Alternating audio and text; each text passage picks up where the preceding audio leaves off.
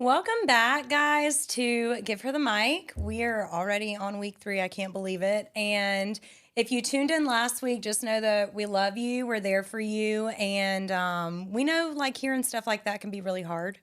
So we just wanted to make sure y'all knew that, you're not crazy and you're not alone. And so with that being said, we're going to jump into some more trauma. I'm just kidding. We're going to talk this week about breaking the silence, which is, I feel like, why we developed the name Give Her the Mic. Yeah. If you want to tell them a tiny bit about why we named the podcast that anyways, and then we can get started. So I know for me, most of my life, I felt like I wasn't heard. And even if I did try to tell somebody something, it was like, I either they didn't hear me, they disregarded me, or they made me feel like whatever I was saying was like completely ridiculous and that what I was feeling wasn't valid. Yeah. So when you go through your entire life and people make you feel that way over and over and over and over, eventually two things happen. Either you stop talking completely, like you just don't open your mouth anymore. You don't fight for yourself. You don't, really speak your mind or even have conversations with people. I was going to have an or, but I think that's really what happens. Like you just, and I feel like at this point in my life, I've been through so much healing and I have a lot to say. And I really think that we both do. We both have a lot to say. And Give Her the Mic just like, I think it's our turn. Takes back that to power. talk. It's like, hey, Yes. we are talking. You can disregard me all you want, but I'm still going to say it. Right. No matter what. Like, I'm tired of not talking. I'm going to say exactly what's on my mind. And guess what?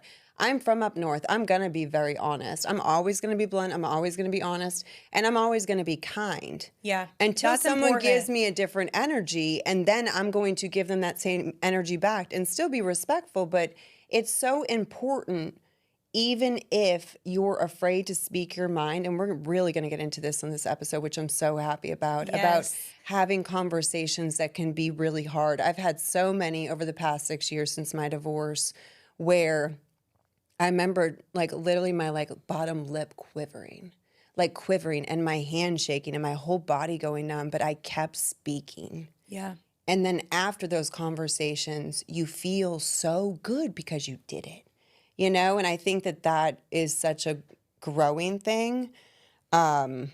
So, yeah, that kind of leads me into mental health, which is one thing that we've been talking about, I feel like, every episode. Oh, yeah. But, like, specifically, I know we both want to pinpoint 2 different topics. Big time. When we were in a place of feeling silent, right? And which is going to lead to the downfall of our friendship, which we know everyone wants to hear about because everyone has been asking everyone but us about it, right?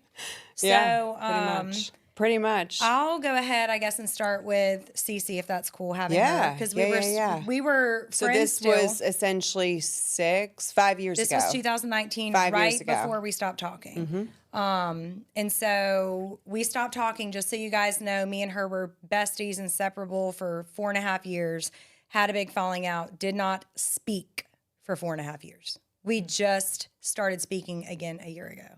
I wanted to preface it with that because we haven't talked about it yet. And it's super important because this doesn't normally happen. What we're doing right now, you know what I mean? Like, this isn't normal, and that's why we know God's in it, and there's a big purpose for it. So I was pregnant with Cece in 2019, and remember, we were traveling a lot, lots of trips for our business, you guys, like so many all the time. And so just was really stressed that year, I feel like. I can't remember why, but I was really stressed, and I just gained a lot of weight during my pregnancy. Even when we went to SFR for work in Texas that year, remember how I had to like prop my feet up and I was swollen. And Well, we never stopped. No. We didn't learn to really, truly like rest and give ourselves a break until probably the past 5 years, you know? So we were doing that. And I have a super big control issue anyways, as you know, just in like, not control like in an abusive way, but control in a I want to help and fix everything way. Yeah. And so I definitely was like really, really trying to, explode my business. And I was doing a ton of coaching calls with leaders and like, yeah, we weren't stopping to like let God give, the fruit. There was a lot of effort that I know I personally was putting in instead of letting God do what he was going to do. And so after I had Cece, I had her in September of 19. We stopped talking February of 2020, which we will get into, you guys. But I was going through horrible postpartum depression. And I did not even realize this until about 2 years ago, whenever I was in therapy and my therapist was like, wait a second, like, this sounds really traumatic. Why didn't you get out of bed for a year? Can we talk about this? And I was like, oh, I was just tired. And she was like, no, like, that's, suicidal ideations, all those things are not okay. But growing up, experiencing all those things already, I just thought, it's my fault I'm fat. It's my fault, this is going on or that. And then during this time, the world shut down. Remember? Oh, yeah. So then right then in February 2020, I was postpartum with Cece, super overweight, super traumatic experience with having her. I remember. Yeah. And I told you this morning when we were talking about this, like, when she came out, like, she was gray, she was not breathing. And I really think it like traumatized my husband because I didn't even know what was going on until like a year later. Yeah. They didn't even tell me until a year later. They didn't tell you that had happened? I had no idea because I was so unwell. That's why I didn't know. That makes so much more sense because now. that's why you never knew. Yeah. Lee and Justin were the ones in the room and they never told me or anybody because I was so sick. Yeah. And like, I know how much Lee is my stepmom. For those of y'all that don't know, she's amazing. She saved me. We'll talk about her one day. But like, I know her and Justin, my husband's name, love me so much, but I don't think they knew how to get me resources I needed. Yeah. And so they thought that was like protecting me. And I think they thought if I would have found out, I would have blamed myself.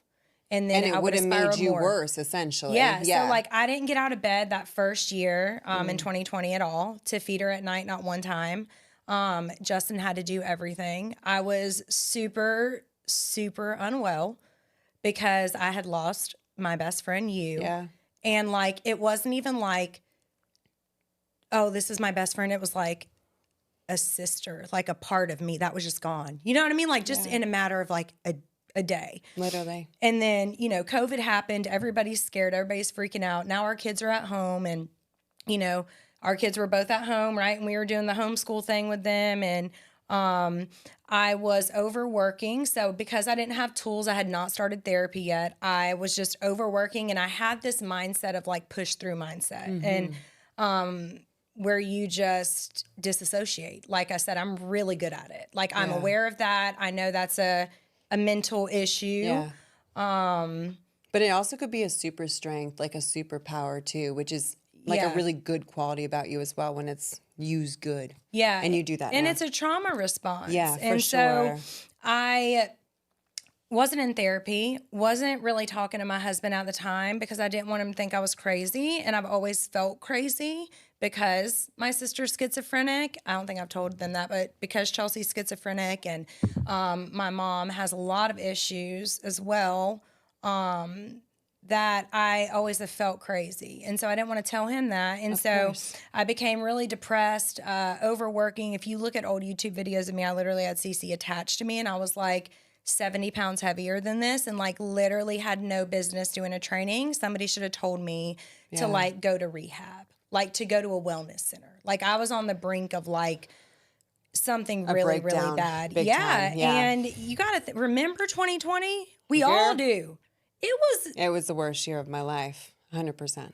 It was rough. And social was exploding. So you were seeing all this news and being filled with what side to go to and this and that. It was unreal. And it was like, if you pick the wrong side, you're canceled. It was crazy. And so, so anyways, it just created a lot of unhealthy habits. So lots of things were brought up from my past during this time of like not eating. I have a bad relationship with food anyways. I'm sure we'll get into that one week. But just really super stressed, super just felt not confident. So I didn't want to have sex. Yeah. Didn't want to, you know, lots of suicidal ideations, lots of. And you're tiny. You're like, you know, a little peanut naturally all the time. Yeah. And as a female, you know, when you gain weight, it literally like just, you don't want to leave the house. It's Number the one, worst. that's like besides you going through postpartum, her having that traumatic, birthing experience, like Yeah. all of that and everything else in between, you gained weight and nobody realizes, and we don't talk about this enough, like that literally makes you feel terrible. Oh Like my you're God. like, you don't, none of your clothes fit. So every time you go to get dressed, it's like you just have this awful, you don't want to leave the house. It's like, It's literally the worst. Like that part, I'm glad you brought that up because it literally made me feel like disgusting.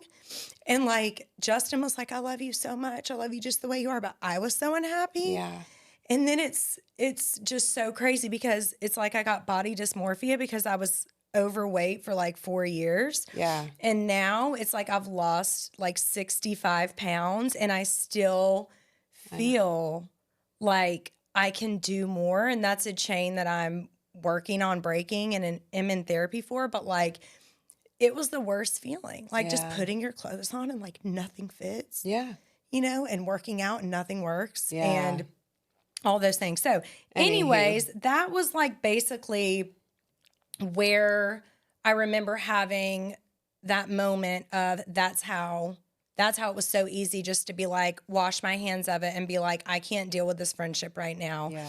I can't do this. Yeah. And then I had all these thoughts come into my head, like she's going out and hanging out with these other girls that are like 23 and 24 that are skinny, and I'm at home in bed. And so it created. I didn't even know you. Well, once we get into that, you know what I mean? It like created though all these Yeah. fake false beliefs Of when you wouldn't have course. cared what I looked like. Goodbye. You were best friends with people that are all shapes and sizes. course You could I care less, am. but it's like the thought process Yeah. that I created because we didn't speak. Of course. It like spiraled everything Yes. and made me feel like, I'm not good enough. I'm not good enough. So that's Yeah. pretty much where I felt like the crumble started with us. But I know that we've been really wanting to talk about your divorce and how that affected you because that was literally February 2020 or January. It was February 2020. Yeah, let's like talk Or about was that. it 2020 or 2019? It was 2020. Wait. No, it was 2019. Ooh. It was because I had gotten pregnant at the same It was time. 20. Yeah. So you got pregnant.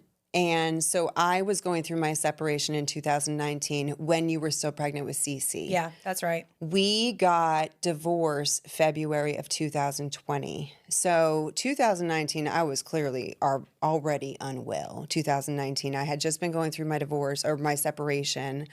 And I definitely wasn't there for you. I look back and I was like, But At you all. couldn't be. I know, but You it know, still like- doesn't make it right. Because I it's know it like I doesn't make literally it don't even right. remember us having conversations about him. It was just like, go, work. You got to do this. But you also have to realize, like, I also was a nurse, and then COVID hit. Pronouncing 5 people a day, just like. I can't even imagine being in the hospital during that time. And then my aunt died, my best friend Nick died. Everything happened all at once.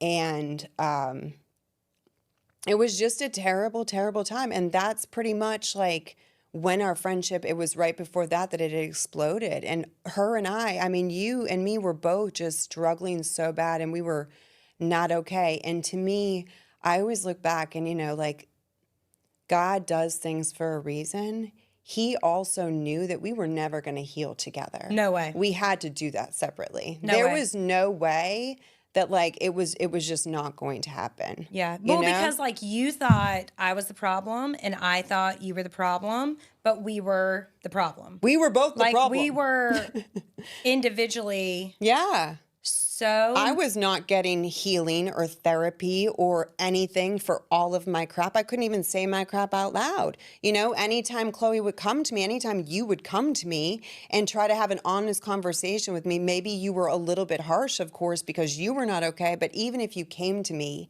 and you were honest to me, which you were many times, Yeah. I could not accept it. I was an emotional basket case, So I just feel like when 2 people are going through so much at one time and they're both not okay, yeah. it just, we exploded.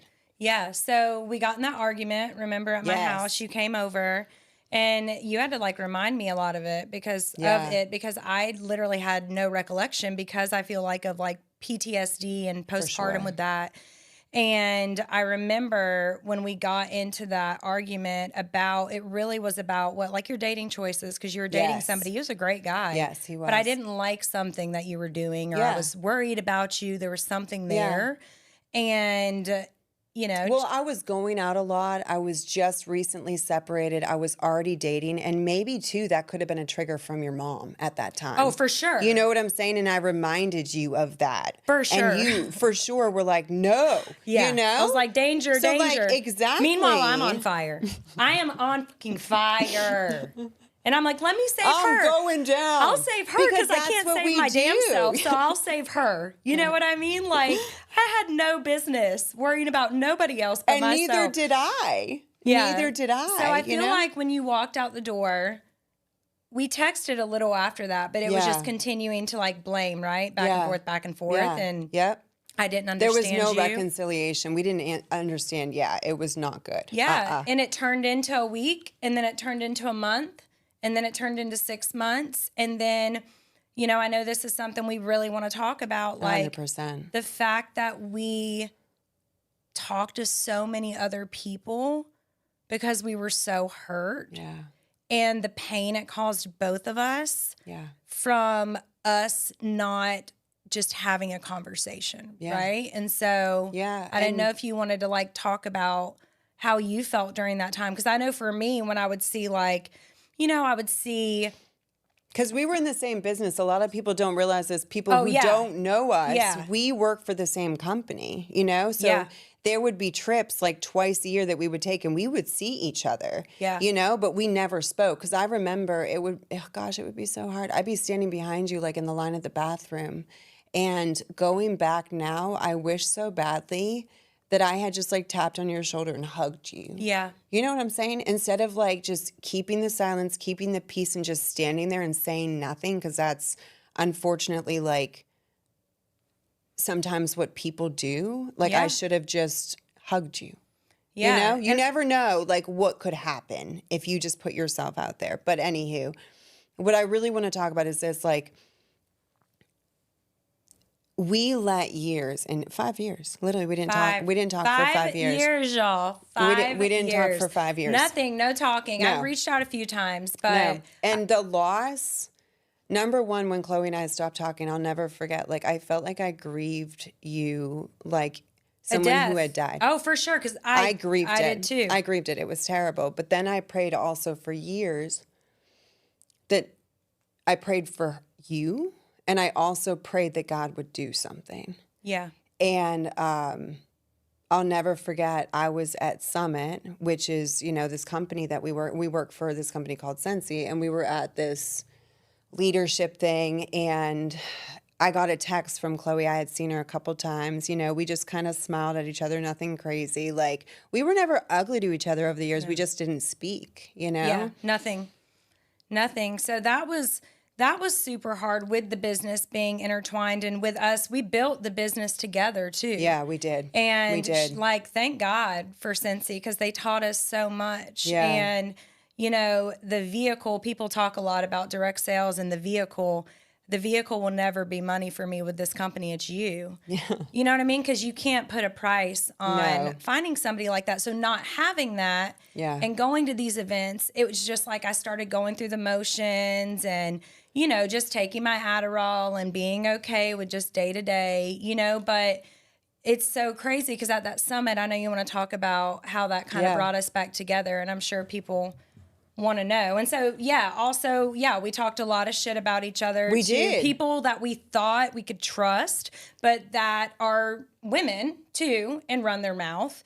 And we projected in a lot of different ways, I feel 100%. like. And so, there was pain there. There was, a lot Loss of there. But I trust. feel like Yeah. the reason we were doing that is because we weren't talking to each other. Yeah. And that's why I just feel like for me and you, people have to understand, like, this is vital. Like, relationships are being ruined because of this. Mm-hmm. Like, that, and some relationships aren't meant to be forever.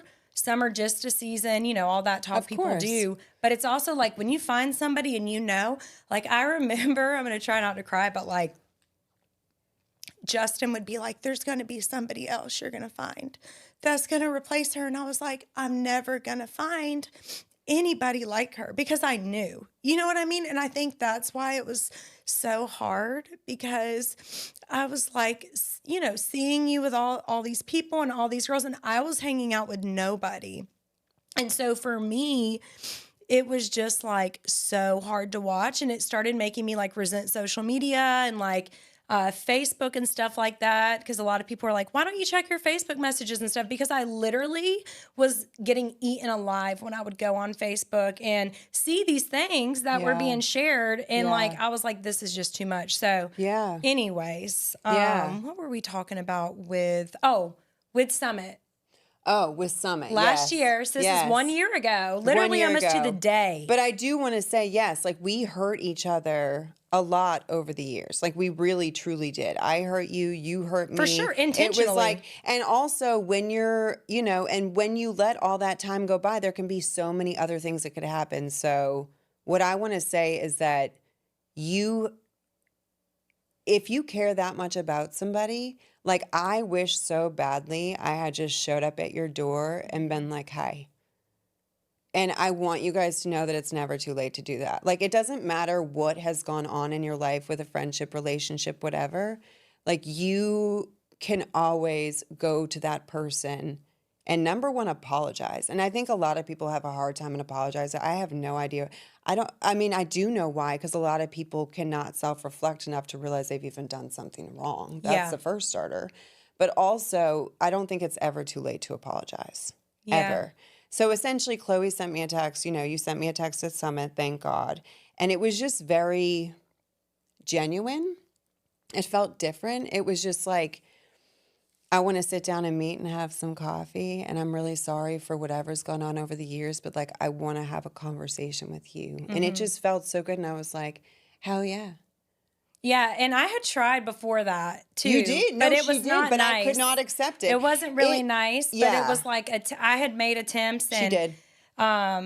You would be like, "I'm good. If your kids ever need anything, let me know." I was like, "That bitch, like she ain't gonna see my kids." Like, so I was definitely angry and mad. And Justin actually, you know, helped me write that text. Because when we got to that summit, so the summit for our company, like a top leadership workshop trip we take, just so y'all have an idea of what this is. There's not a lot of people there. I saw her multiple times. Like 40, 30. I had told Justin, I was like, this is my last summit. Like I can't go to stuff like this, like without having you with me there, because it is, you know, it is hard to be in leadership in any direct sales. And so I was talking to him about it. And then that one night he was like, hey, I typed this up. I want you to read through it, change what you want.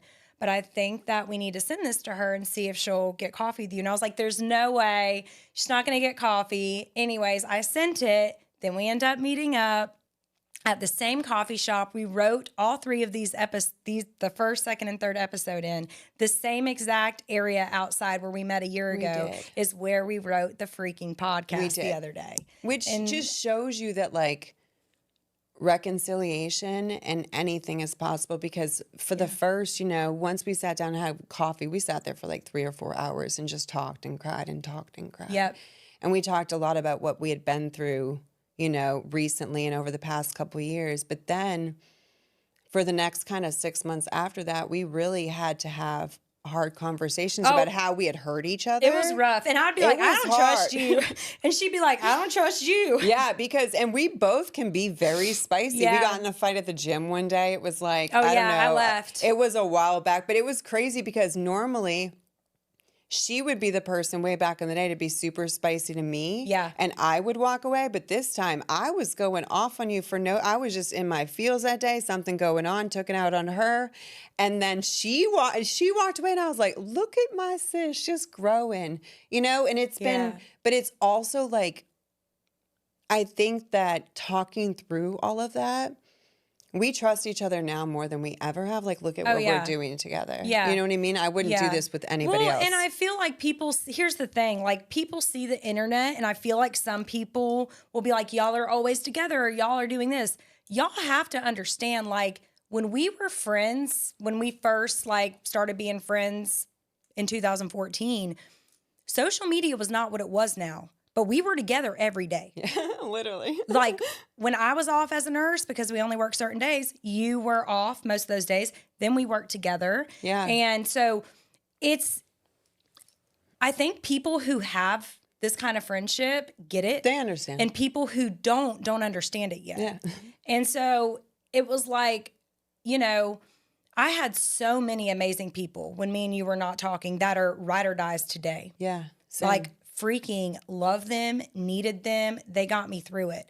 But I think it was a culture shock to them when we became so close again because they had no idea what we had and what we were. Yeah. And I do appreciate them because we've had lots of conversations about this, like them being guarded, like, yeah, these certain things aren't okay, but they only knew one side of the story. Truth. They only knew all my pain and all this and all that. Yeah. And I even told you when we started talking again, like, your friends were some of them were super embracing to me. And I really appreciated that. Yeah. Because I knew like, this is like going to be it. Like we're definitely like friends again. Yeah. And so, it was really cool. Well, and I always say that we were never not friends. We were on a breakup. Yeah, you do. We were on a break. That's all we were. Yeah, it definitely Because triggers you when I'm like, we weren't friends I don't then. like that at all. I hate when she we were says on a that. break, I'm like, y'all. please don't say that. We were on a break. But no, what I wish and what I want for people to like really learn and experience through what we've been through in our friendship is that like relationships are hard. And especially when you're going through a lot in your life at that time and you're not okay mentally, emotionally, physically, in all those ways, you know, you can have relationships explode and end for a time, you know, for a short amount of time. And reconciliation is completely possible. Having hard conversations is really important. And I so wish that we never let 5 years go by because I miss so much, you know, with your kids and with you.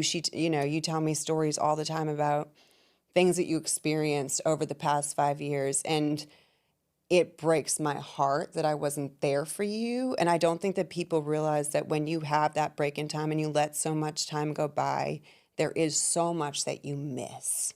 Yeah. And you can't get that back. You can't get that time back. You truly can't. So why not go to that person, have that hard conversation? They might not even know what they need to apologize for. They might not even know what they did. And they might be stubborn. I know I'm also very stubborn.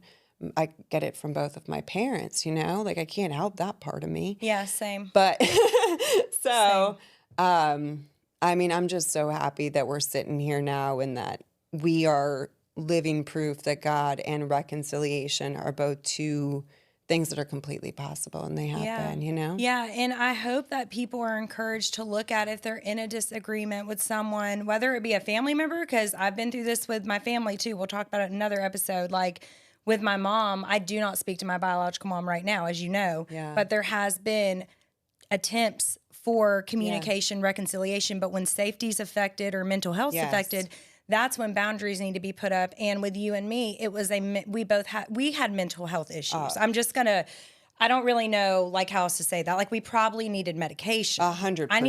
I needed Prozac I and needed some other to things. probably go to a retreat somewhere. Yeah, no, and I be told you that medicated this for like a morning. month or something. Yeah, like I truthfully. needed to be at a wellness center. Yeah, me too. I had no Yeah, business like training and developing people and doing anything.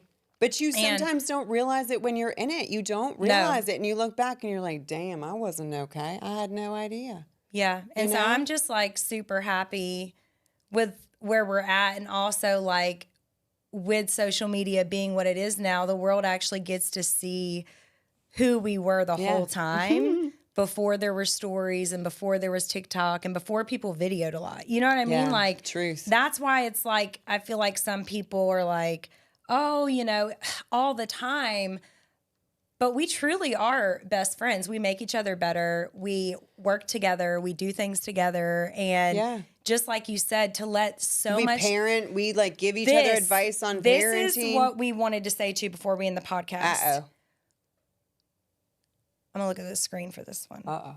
Y'all need to make sure before you open your mouth to anyone about anything going on in your personal life, I want you to think, is this somebody that is going to point me to reconciliation with them? Or are they just going to get the tea and get as much as they can and do what women do?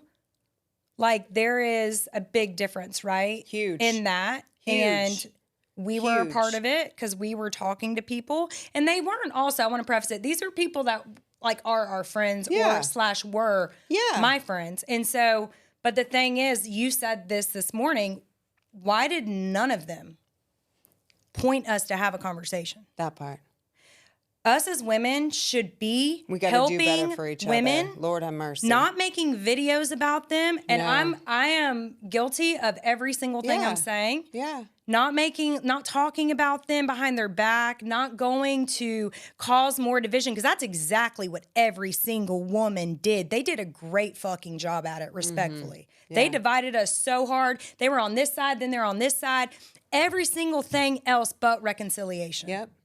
Yep. And the pain, we were going to those people because deep down we wanted that. We needed somebody to be like, hey, We did. go talk to her. I'm going to set Yes. up a fake meeting spot, something. So I hope this is an eye-opener to anybody that is listening to this episode about where they're leading women, because it's wild that there wasn't, like, of course, my stepmom, she definitely told us to talk. Yeah. Justin definitely told us to talk. Yeah. But all the people I was talking to outside of them were just hearing it to hear. Yeah, And of course. it's Of like course. disturbing that as a culture, we are doing this shit to people still. Still. We're eating each other alive as women. We are 2025, man. literally eating each other alive in Yeah. the church. Yeah. Right? We'll do a church episode one day.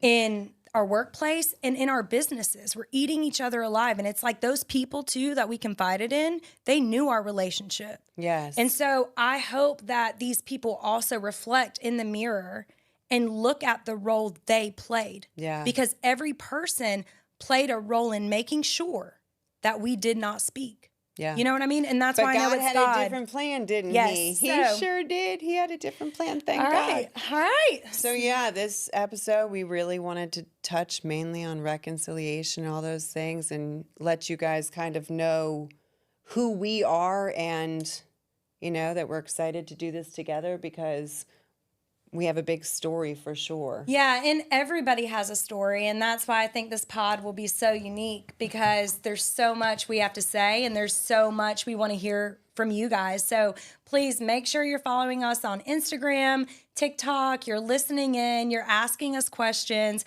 We want to talk about the things that you are afraid to talk about. And so we love you guys. We appreciate y'all, and we'll see you next week. Bye.